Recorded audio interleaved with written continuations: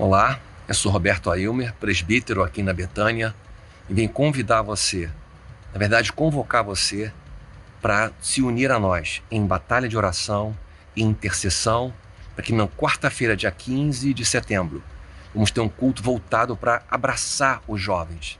A Wave, a Beta, mas toda a igreja juntos, trazendo pessoas que precisam afetados no seu emocional no contexto da pandemia. E não vai ser com mais remédio que a gente vai resolver isso. Mas posso garantir que o poder do Espírito Santo, o encontro com Jesus Cristo, pode mudar a vida agora e na eternidade. Convidamos você para trazer as pessoas que você acredita que precisam estar aqui, buscando a face de Jesus Cristo, para juntos entrarmos nesse lugar de batalha e de ganhar alma para Jesus. Aguardo você junto com o time de operações que está aqui com a gente para esse dia tão especial, 15 de setembro, aqui na Betânia. Vem com a gente.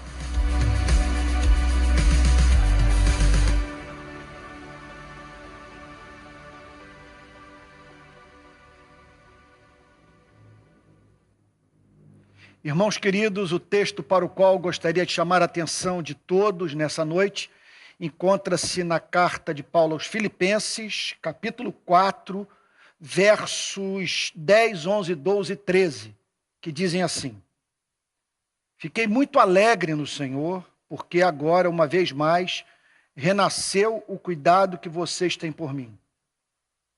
Na verdade, vocês já tinham esse cuidado antes, só que lhes faltava oportunidade. Digo isto não porque esteja necessitado, porque aprendi a viver contente em toda e qualquer situação.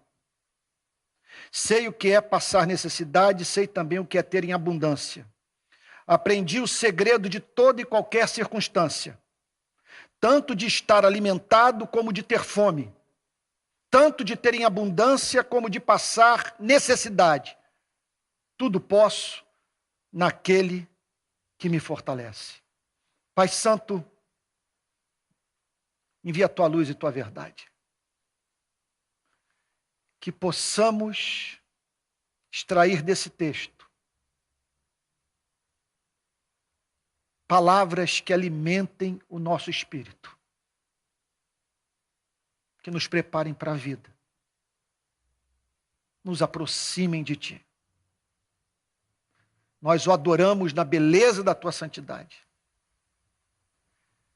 Queremos te dizer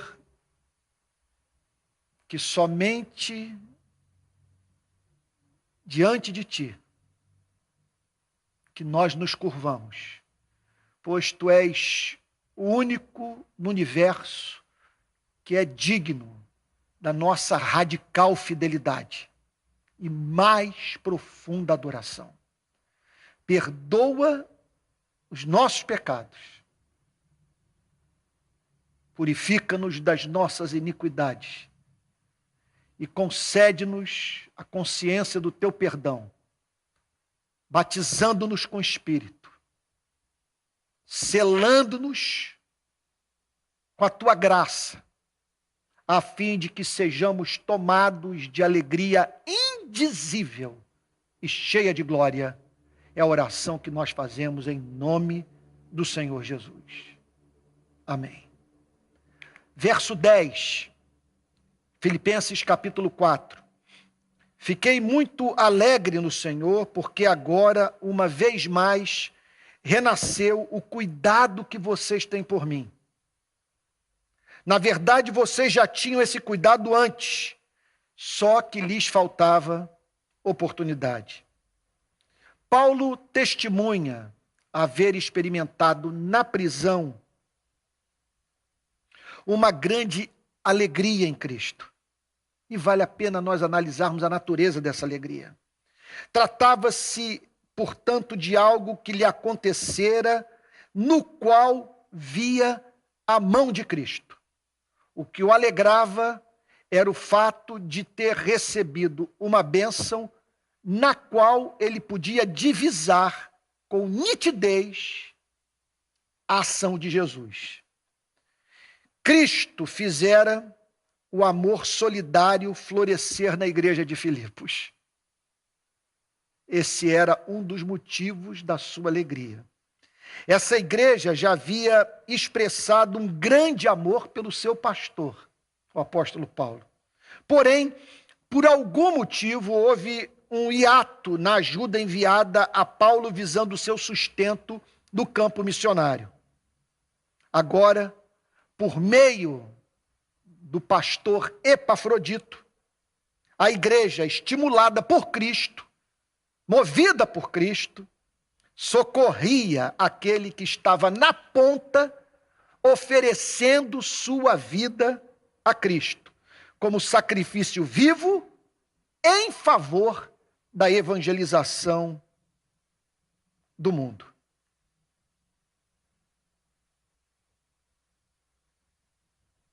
Então, a providência divina criara a oportunidade que faltava. A igreja nela identificou a chance de glorificar a Deus e expressar amor por meio da oferta a ser enviada a quem tanto amavam. Então, estamos diante de um belíssimo retrato da vida cristã. Aqui vemos um pastor alegre pela oferta recebida. O cuidado de Deus o enchia de ações de graças. Contudo, o que mais trazia alegria ao seu coração era o fato de a igreja de Filipos haver emitido uma nota de vida. A igreja se mobiliza, envia Epafrodito com uma oferta nas mãos para socorrer o apóstolo Paulo dentro da prisão, e o apóstolo Paulo observa naquele gesto uma nota de vida que o levava a crer que o seu trabalho missionário em Filipos não fora em vão. Aquela oferta apontava para o fato de que a igreja não estava em falta quanto a uma virtude basilar do cristianismo. O que mais preocupava o apóstolo Paulo não era tanto o suprimento das suas necessidades. Mas veja, entenda o ponto. O apóstolo Paulo entendia, ainda que não movido por vitimismo, por um espírito de autocomiseração, de pena de si mesmo, ele via na necessidade que enfrentava dentro da prisão uma obrigação moral, um dever ético, uma demanda do amor. A igreja fazer quando vê um eminente servo de Deus pagar preço alto, mediante profundo desgaste pessoal, em razão do seu compromisso, repito, com a evangelização do mundo. Então, aquela oferta apontava para o fato de que a igreja não estava em falta quanto a uma virtude basilar do cristianismo: a misericórdia pelo irmão que sofre. Entendamos um ponto. Uma igreja que não se compadece pelos irmãos que sofrem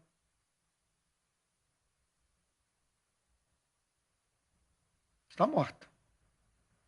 Porque, embora nós não sejamos salvos pelo amor, nós somos salvos para o amor.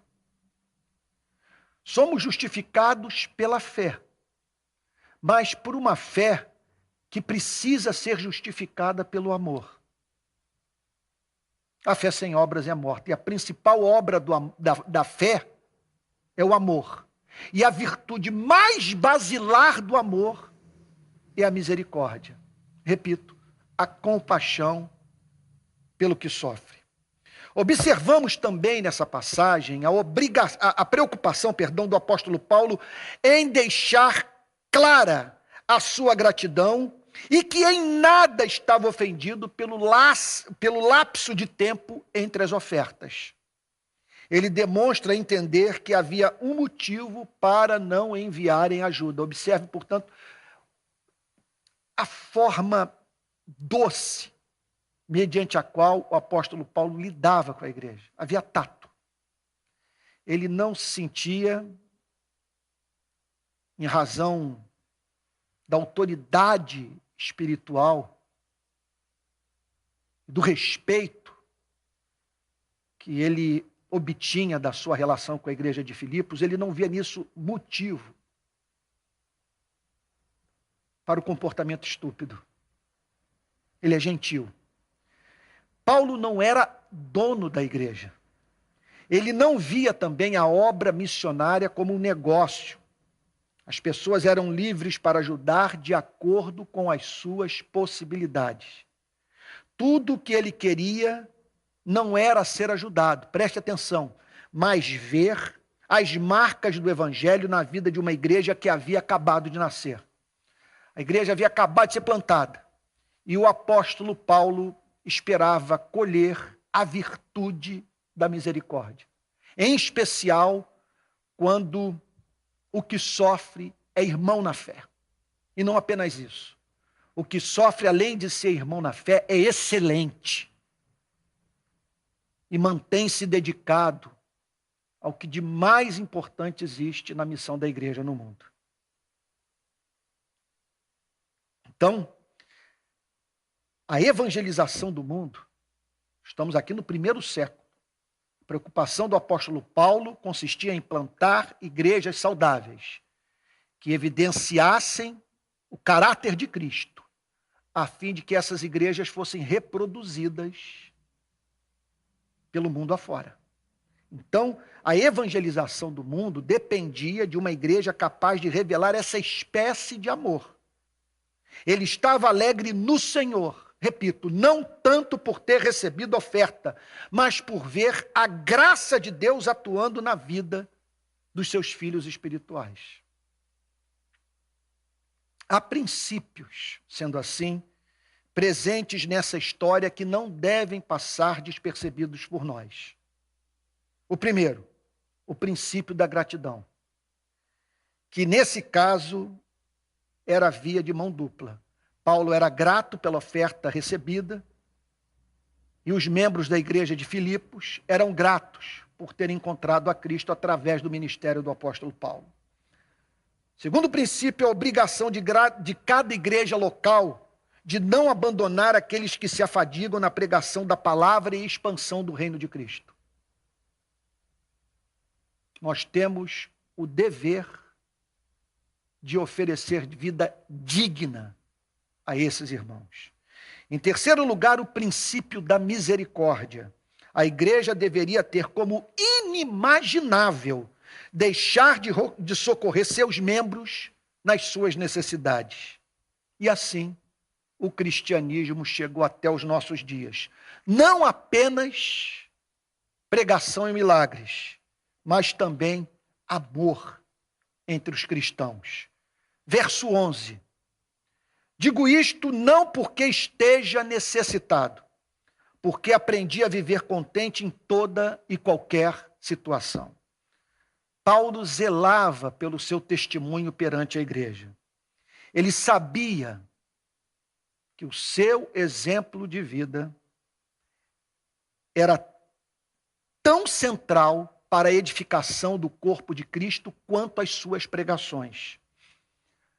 O verso 11 revela que o apóstolo Paulo temia ser mal interpretado. E com isso, os cristãos de Filipos serem levados a ter uma opinião equivocada sobre a vida cristã. Permita-me ajudá-lo a entender o ponto. Ele era grato a Deus e aos homens pela oferta recebida. Isso é evidente nos versos 10 e 11. Se não precisasse daquela oferta, pediria para que encaminhassem para outros. Sua alegria, contudo, não era prioritariamente devida ao suprimento da sua necessidade. Era isso que ele queria que a igreja entendesse. É o que o verso 11 nos ensina. Paulo anelava semear entre os cristãos uma atitude de independência e autonomia em relação à vida. Porque essa mentalidade era corolário da fé em não poucas doutrinas e condição indispensável para que os cristãos não fossem tiranizados pelas circunstâncias da vida num mundo que sempre traz a todos muita contrariedade. Sobre o que o apóstolo Paulo falava? O conceito não é exclusivamente cristão. Podia ser encontrado no estoicismo. Entretanto, o seu fundamento e motivação eram novos para as filosofias grega e latina. A declaração do verso 11 é magistral, síntese da vida que Cristo veio ao mundo nos oferecer. Porque aprendi a viver contente em toda e qualquer situação. Blindar a vida para as pressões exercidas pelas circunstâncias adversas, sejam elas boas ou ruins, é meta, eu já vou explicar isso, é meta que homens e mulheres das mais diferentes religiões e tradições filosóficas perseguem. Fatos trágicos e amargos causam ruína à existência. Dádivas podem ser perdidas. Deve-se, portanto, é o que se percebe nas mais diferentes correntes filosóficas e culturas religiosas. Sendo o mundo tal como ele é, deve-se, portanto, lidar com indiferença com o mundo que não tem interesse pela nossa felicidade. É o que essa gente pensa. Sendo o mundo tal como é, precisamos aprender a lidar com indiferença com o mundo. Mundo que não tem interesse na nossa felicidade. É como se o projeto da criação não tivesse como meta fazer o ser humano feliz. Mas isso é tudo?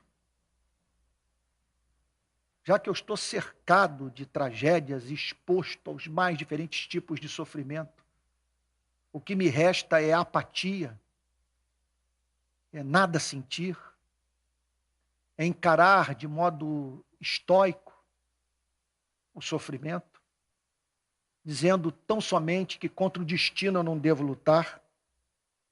Qual é o ganho de uma coisa como essa? O que extrair disso? E por que a distribuição dessa dor é tão desigual? Vamos tentar entender o significado do contentamento cristão. O que há de exclusivamente cristão nesta declaração que, em parte, podia ser encontrado na dessa declaração que, em parte, podia ser encontrada na filosofia grega, de uma forma especial no estoicismo. Os cristãos mantêm uma atitude de contentamento em relação à totalidade da vida por bons, justos e sábios motivos. Os cristãos sabem que, se Cristo morreu por eles, Deus não pode estar brincando com suas vidas. Eles também estão certos de que o Pai governa o universo em favor da felicidade do seu amado povo. É um outro motivo. Os cristãos também querem a Cristo. Sua meta precípua de vida não é viver em tais e tais circunstâncias, mas conhecer a Cristo, amar a Cristo, servir a Cristo, glorificar a Cristo e depois viver eternamente com Cristo. O exemplo de Cristo também constrange os cristãos. O único ser humano realmente inocente que sofreu. Os discípulos de Jesus também têm noção do fato de que Deus usa as adversidades da vida para a sua santificação. Embora não busquem o sofrimento, estão familiarizados com o fato de que as mais doces e profundas revelações do amor divino ocorrem justamente na hora da tribulação. Você está entendendo agora o porquê desse contentamento? Aprendi a viver contente em toda e qualquer situação, em razão desses valores, em razão desta visão de mundo, dessa teologia, desse conjunto de doutrinas, dessas verdades espantosas que deveriam causar perplexidade em todos nós, em razão de Cristo e da espécie de Deus que governa este planeta. Paulo não declara ter aprendido essas lições, todas encontradas nas suas cartas, na filosofia do seu tempo. Presta atenção nisso. Ele não afirma também ter nascido com elas. Ele não as compreendeu de imediato ao se converter. Ele testemunha haver aprendido o valor do contentamento no decorrer dos anos.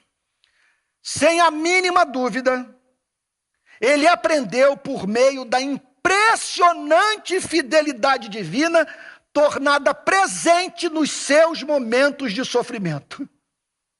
Eu não conheço vida mais desejável do que essa. Porque ao fazer uma análise da sua vida pregressa, ele percebia um histórico de tribulações surpreendentes, variadas, que lhe causaram dor real, mas em todas elas um fato iniludível chamava a sua atenção: a fidelidade daquele que nunca abandona o seu povo e que é socorro bem presente na tribulação. Por isso que se você vier conversar com tarimbados discípulos de Cristo,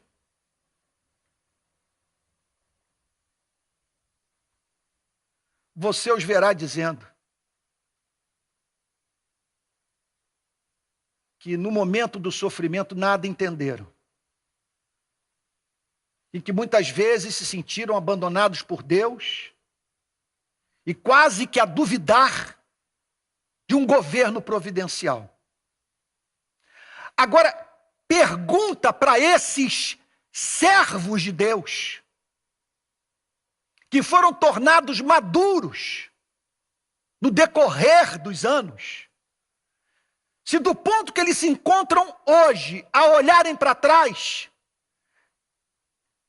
se gostariam de não ter encarado os sofrimentos que tiveram que enfrentar. Todos unânimes a uma só voz diriam: eu não seria o que sou hoje, não conheceria de Deus o que eu venho a conhecer. Não dependeria da sua misericórdia em tal extensão para viver, se não aprendesse, por meio das tribulações, a nele crer, dele depender, no seu amor esperar.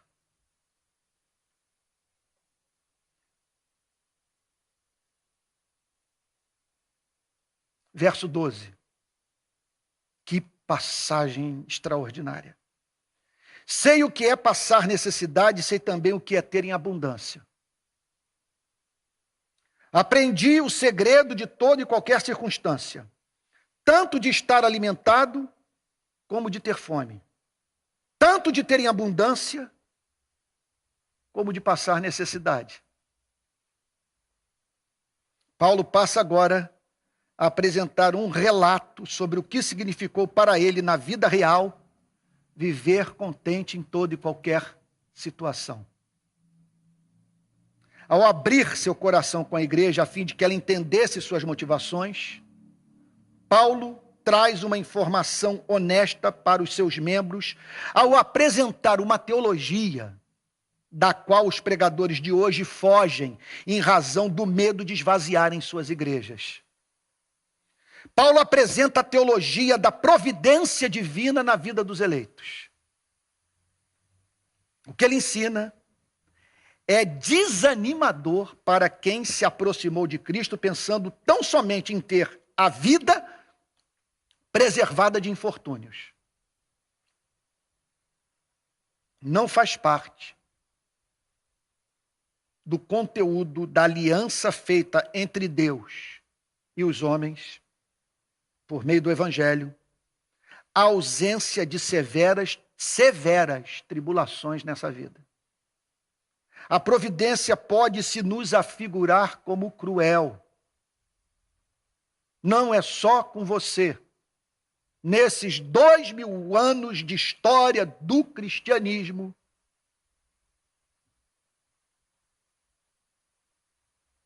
os mais estimados servos de Deus tiveram que lidar com uma providência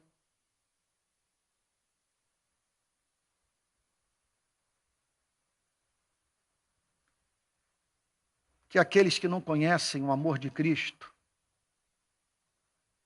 consideram perversa.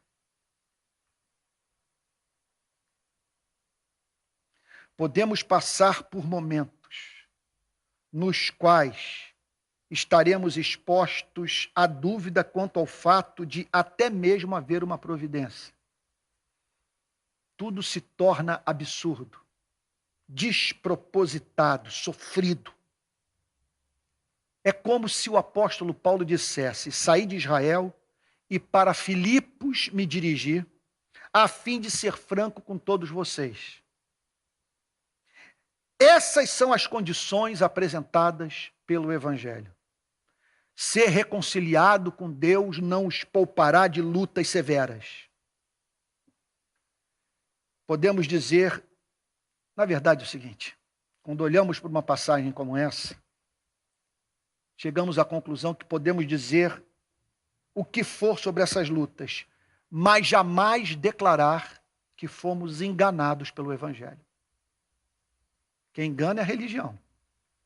Quem engana é o mercenário. É o lobo, conforme o Senhor Jesus disse, vestido de ovelha.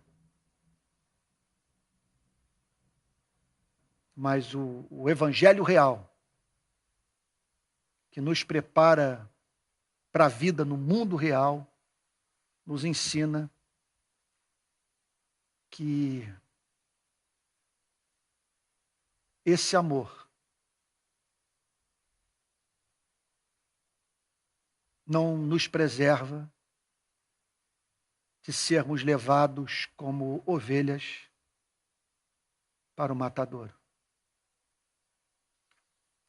O que ele relata ter enfrentado após a sua conversão na estrada de Damasco. Ele fala de circunstâncias de vida muito humilhantes. Momentos nos quais a vida e os homens lhe concediam tratamento duro. Certamente ele está falando de provas das mais diferentes naturezas. Ele sabia o que era a fome, a sede, o frio, a nudez, os sofrimentos físicos, a tortura mental, a perseguição e assim por diante. A lista é longa, a que eu vou apresentar agora,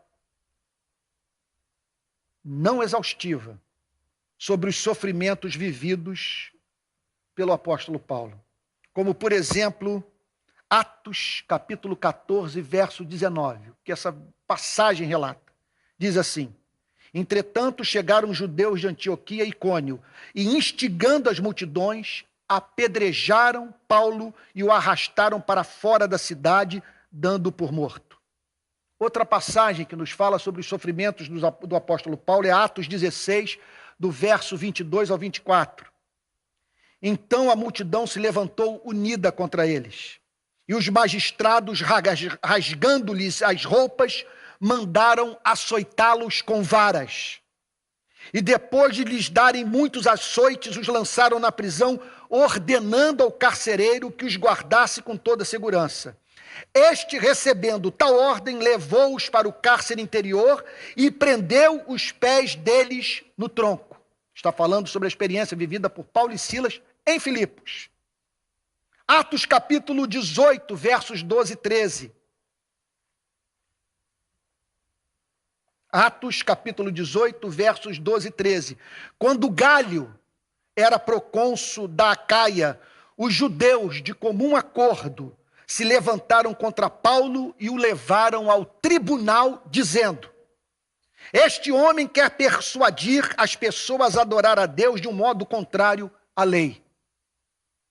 Grande consolação para esse que vos fala. Atos capítulo 20, versos 2 e 3, diz assim: havendo atravessado aquelas terras, fortalecendo os discípulos com muitas exortações, dirigiu-se para a Grécia, onde se demorou 3 meses. Quando estava para embarcar rumo à Síria, houve uma conspiração por parte dos judeus contra ele. Então decidiu voltar para a Macedônia. Agora veja esse comovente relato da segunda epístola aos Coríntios, capítulo 6, do verso 3 ao verso 10. É algo maravilhoso. Diz assim o apóstolo Paulo, comovente. Vamos lá.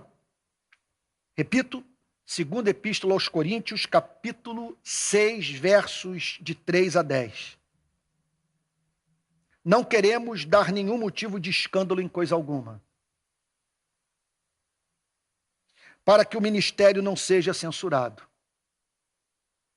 Pelo contrário, em tudo nos recomendamos a nós mesmos como ministros de Deus, na muita paciência, nas aflições, nas privações, nas angústias, nos açoites, nas prisões, nos tumultos, nos trabalhos, nas vigílias, nos jejuns, na pureza, no saber, na paciência, na bondade, no Espírito Santo, no amor não fingido, na palavra da verdade, no poder de Deus, pelas armas da justiça, tanto para atacar como para defender, por honra e por desonra, por infâmia e por boa fama, como enganadores e sendo verdadeiros, como desconhecidos, mas sendo bem conhecidos, como se estivéssemos morrendo, mas eis que vivemos, como castigados, porém não mortos, como entristecidos, mas sempre alegres, como pobres,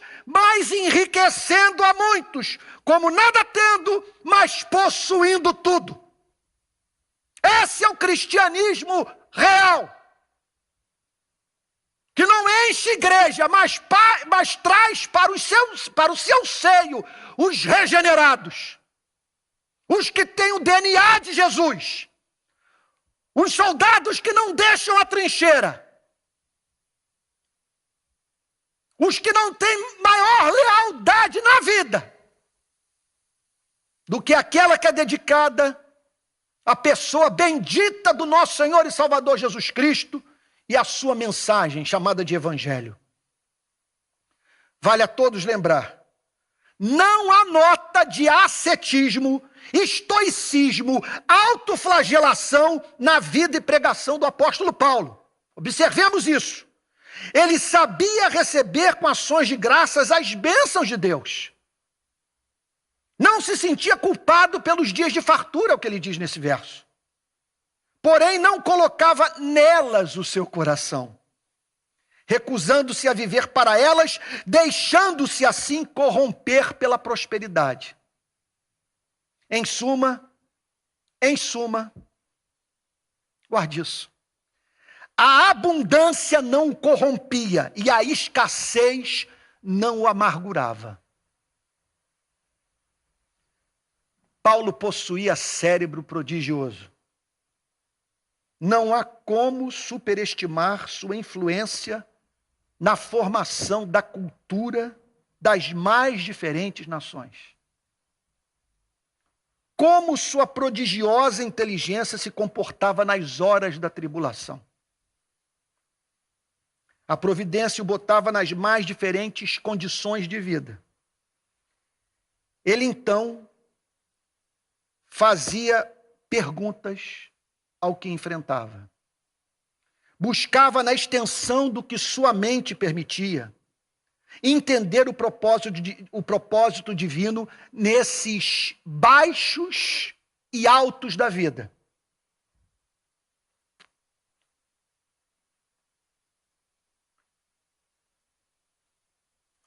Ele testemunha haver aprendido um mistério, fruto da atenção cuidadosa ao que lhe ocorria. Ele, ao olhar para a sua vida passada, para o que estava enfrentando no presente, ele percebia um mistério. Parte da sua teologia havia sido elaborada mediante o recebimento da revelação, o uso da razão e a dinâmica da existência. O que ele observou? Ele observou um padrão. As circunstâncias mudam, mas há fatos em relação a elas que não variam. Quais? As tribulações vêm, as tribulações passam. Precisamos, portanto, enfrentá-las com paciência. Vai passar. Esses sofrimentos nos santificam, tornam-nos mais dependentes de Deus e criam oportunidades extraordinárias de revelarmos ao mundo a diferença que Cristo faz em nossa vida. Ele sabia que é glória não perder o ser na dor e passar por provações por amor ao Evangelho. Sem a mínima dúvida, se tornou claro para ele que a fidelidade divina impede que passemos por prova que não possamos suportar. Outra verdade que aprendeu nas horas de provação: a doce presença de Cristo compensa toda a dor. Ele é sempre socorro bem presente na tribulação. Havia também os segredos que ele assimilou nos dias de prosperidade. Observemos isso no verso que estamos examinando. O que ele aprendeu? Que a posse das bênçãos temporais é incerta. Por isso é rematada loucura botar nelas a nossa esperança. Ele foi testemunha do seu poder corrosivo, uma vez que não há nada que seja acrescentado à vida de um homem que não se torne motivo de tentação. Outro mistério que aprendeu: que o crente come a comida e sente o sabor, porque tem alguém no universo para expressar a sua gratidão. Ele também conheceu o Deus que é poderoso para impedir que a prosperidade nos afaste dos seus caminhos. Porque o problema não está na honra, na fartura e no conforto, mas na atitude de coração que deve sempre dizer: Senhor, Tu és o meu tesouro, nenhum outro bem possuo na terra. Permita-me dizer, o crente celebra a prosperidade, mas não se embasbaca com ela. Pega tudo de leve, vamos assim dizer. Mantém-se sóbrio. Seus afetos estão no céu. Sua meta é ser igual a Cristo. Seu maior prazer é ser cheio do Espírito Santo. E agora, o último versículo da noite.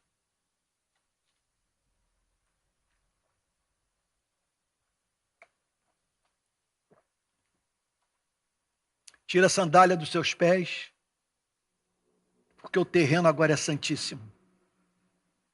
Tudo posso naquele que me fortalece.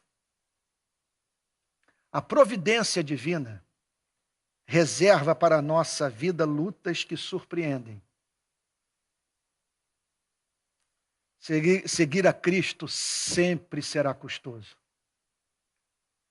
A fé cristã não romantiza a relação com Deus. Ela fala sobre os caminhos áridos e inescrutáveis da providência. Ela mostra os custos de seguir a Cristo. Passamos por momentos em que parece não haver cuidado providencial e o ato de seguir a Cristo se torna extremamente custoso. O cristianismo admite que a vida é dura, curta e incerta. O cristianismo reconhece que seguir a Cristo num mundo de desamor e mentira. O cristianismo reconhece que seguir a Cristo num mundo de desamor e mentira nunca será fácil. Então entenda esse ponto. Há, portanto, problemas inerentes à vida e problemas inerentes ao exercício da vida cristã. O cristianismo acrescenta problemas à nossa existência. Porque seguimos a Jesus. Queremos reproduzir o caráter de alguém para o qual o mundo olhou e disse: esse não é digno de viver entre nós. E o matou. Não há esperança de que haveremos de receber tratamento diferente. Sabemos também que por essa mesma providência divina, podemos ser honrados e viver com fartura. Há alegrias que são inerentes ao ato de sujeitar tudo que temos e somos à vontade de Cristo. Há alegrias nesse mundo e há alegrias que só os cristãos conhecem. A fé cristã não é pessimista. Ela fala sobre um Deus que ouve oração e cobre a nossa vida de bênçãos temporais. Ela fala sobre um Cristo que no Mar da Galileia, por exemplo, preparou um delicioso café da manhã para os seus discípulos. Em suma, cristãos podem ganhar visibilidade na sociedade, receber reconhecimento público, experimentar momentos de refrigério proporcionados pelo acesso aos bens desse século. Qual é a meta do discípulo em meio a tudo isso? Não perder o ser. Seja na tribulação, seja na prosperidade. Esse é o sentido do tudo posso. Tudo posso o quê? Amar. Amar a Deus, amar os seres humanos, amar a igreja. Seja qual for a circunstância, crer que a adoração e a dedicação ao reino dos céus são respostas racionais à revelação que Deus fez de si mesmo na natureza, nas Escrituras e em Cristo. A abundância e a escassez carregam consigo tentações que lhes são próprias. O que a graça divina, contudo, promete é uma provisão espiritual que não permitirá que a fartura nos corrompa, tornando-nos soberbos, autônomos em relação a Deus e dirigidos pelo Espírito que governa o mundo. Ele também promete, ou a graça também promete, que a tribulação não terá o poder de trazer amargura para o nosso relacionamento com Cristo. Tudo posso naquele que me fortalece. O segredo está no contentamento. Não recebo com culpa as bênçãos desse século. Não recebo com ressentimento as desventuras. Sou grato pelo que ele decretou. Se ele preparou para mim mesa na presença dos meus adversários, fez o maná cair do céu, acrescentou as demais coisas como fruto do meu compromisso com o seu reino e a sua justiça, é porque ele me ama e escolheu santificar o meu coração dessa forma. Se ele permitiu que me visse cercado de adversários, passasse por períodos de escassez e a própria vida cristã tornasse tudo difícil para mim, é porque ele decidiu purificar o meu coração por meio do fogo da tribulação. Portanto, a ele toda honra, toda glória, todo louvor pelos séculos dos séculos. Como promessa tão extraordinária cumprida. Tudo posso naquele que me fortalece, por meio de Cristo. O que ele está dizendo é de tirar o fôlego. Se tudo que afirma é real, temos motivos para cair de joelhos na presença de Jesus. Estamos cercados de tentações. Períodos de paz e de lutas são perigosos para a alma. Vivemos num mundo tenebroso. Há sugestões infernais que visam nos afastar de Deus em ambas as espécies de circunstâncias. Entretanto, Cristo não se aparta de nós nunca. Paulo fala de uma presença pessoal. Alguém muito bem informado sobre tudo o que ocorre conosco e que jamais nos abandonará. Cristo é pastor que cuida das suas ovelhas. Como o faz?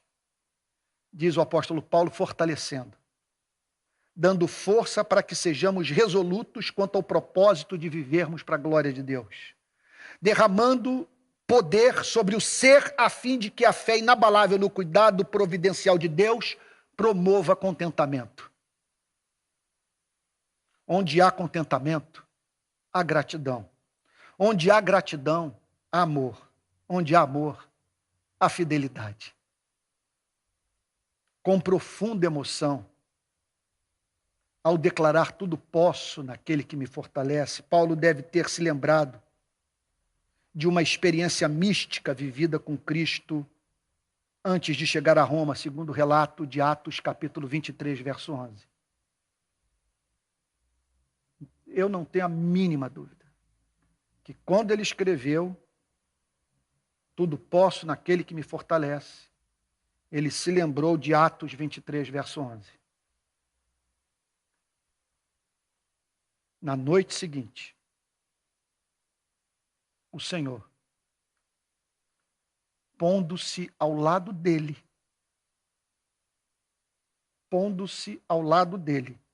disse: coragem, pois do modo por que deste testemunho a meu respeito em Jerusalém, assim importa que também o faças em Roma. Por isso que agora o encontramos em Roma, dizendo: tudo posso naquele que me fortalece. A chama da fé é mantida por Cristo. Uma pessoa nos sustenta. Perdão. Essa noite está especialmente quente aqui na Betânia. Nada no cristianismo é impessoal. Nada. Quem crê na assombrosa amizade com o Salvador mantém relação de grande independência em relação às pressões das conjunturas da vida. Se há alguém feliz nesse planeta, esse alguém é aquele que é capaz de declarar: tudo posso naquele que me fortalece. Ele olha para o futuro e diz: não sei o que a providência divina tem reservado para mim. Com exceção do fato de que Deus decretou que Cristo jamais se apartaria da minha vida. Ele decretou o que não sei. Ele decretou o que sei. O que sei é suficiente para que não me preocupe com o que eu não sei. Tudo isso faz-me lembrar dessa extraordinária experiência descrita pelo livro de Êxodo, capítulo 33, versos 12, 13 e 14. Experiência vivida por Moisés. Moisés disse ao Senhor: eis que me dizes para conduzir este povo, mas não me disseste quem enviarás comigo. Disseste: eu conheço você pelo nome e você alcançou favor diante de mim. Aí Moisés replica: agora, se alcancei favor diante de ti, peço que me faças saber neste momento o teu caminho, para que eu te conheça e obtenha favor diante de ti. E lembra-te que esta nação é teu povo. Aí Deus responde: a minha presença irá contigo, e eu te darei descanso. O que Jesus poderia prometer de mais glorioso para você?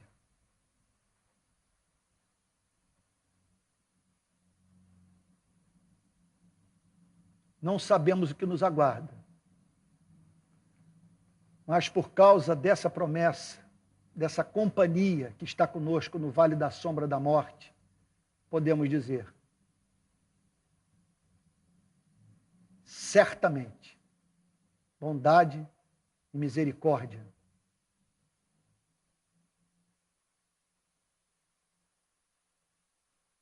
me seguirão, me perseguirão, me acompanharão, estarão coladas em mim durante todos os dias da minha vida, e habitarei na casa do Senhor para todo sempre. Esse é o ponto central. Não estaremos sós nunca. A presença de Cristo irá com você e comigo, e Ele pessoalmente nos dará descanso. Pergunto a você: como viver sem essa esperança? É ela que mantém a sanidade mental dos filhos e filhas de Deus. Que Deus o abençoe. Uma boa noite.